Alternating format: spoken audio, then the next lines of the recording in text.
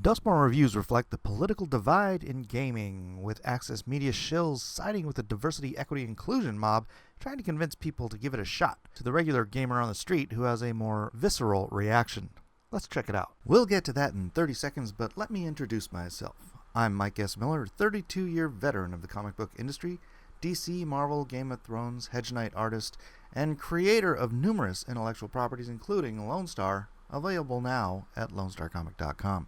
Now I'm here to give my take on where my industry has gone, where the general media landscape has taken our culture over the span of my lifetime, and where I'd like to see it go in the future. I'm not here to hate everything or to assume the worst for clicks, but I am here to fight the culture war, as I have been doing since the AOL message boards were a thing back in 1996. I am that old. If you think the culture is worth saving and worth fighting for, please stick around and join the Blacklist Universe family. We are here to make a difference, and hope you are too. Now, back to the story. From PC Gamer to Forbes and all the Access Media in between, Dustborn is getting reviews like this. Dustborn Review, a political adventure rewarding patient, open minds, because that's what you want when you're playing a video game. You want to be patient and open-minded.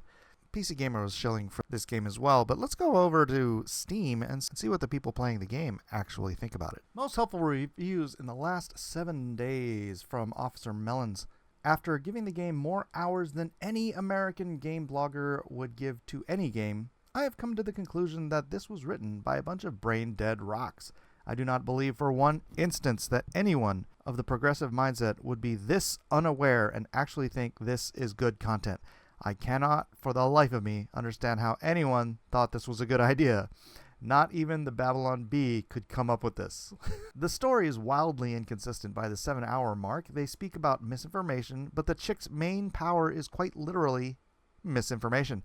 Every single person she goes up to either dies or has their day inexplicably ruined. From Nitralizer, I've been excited for this game all summer, and I'm sad to say that after being a few hours in, I'm really unsatisfied. Rather than the game use its comic book style as a strength, I think it often becomes its biggest weakness. So many moments where I simply want the story to continue, or I'm excited for what's about to happen, when suddenly the game either begs me or outright forces me into a far too long dialogue section to try to force an emotional story beat.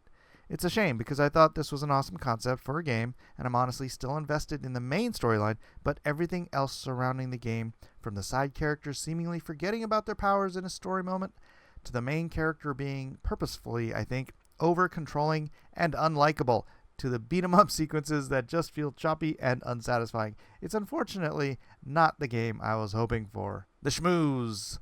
Not recommended. TLDR, the ending will disappoint you, and the game as a whole is a bit overpriced considering its depth of play.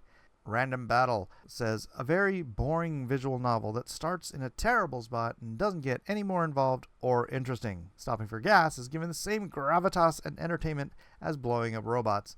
In an almost self-aware sort of irony, the first words the game tells you is that this is a bad spot to start a story. And it's 100% right. Jaguar does not shy away from his opinion. He says, this game sucks ass. The gameplay is atrocious, and the game feels like it was written by a 14-year-old, way too short for a $40 game. However, considering how bad it is, being short becomes an unintentional silver lining.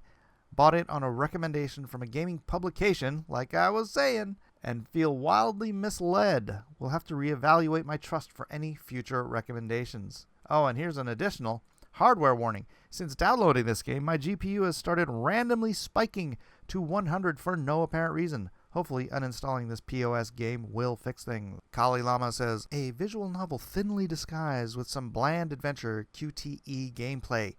I thought I was going to get something more culturally incisive given all the media hoopla about it, but it's just X-Men meets Handmaid's Tale, except instead of superheroes, you're the new roommate in Portland's most insufferable poly-intentional living community. Games unfortunately remain a poor medium for political storytelling. Nukesanity says, TLDR, a DEI abomination funded by EU taxpayers.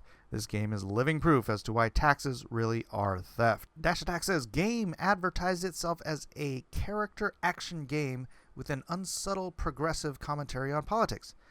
I don't know any character action game where you don't start fighting until you go through an hour of unskippable iterative cutscenes as you're thrown into the middle of a story where you didn't know any of the characters, but the game makes sure you know each of their pronouns. Like, I got this game to stream and laugh with my audience about the game's politics and pandering, and I did, but I didn't expect it to be so boring and slow. That's even worse than being woke, is not even being enjoyable.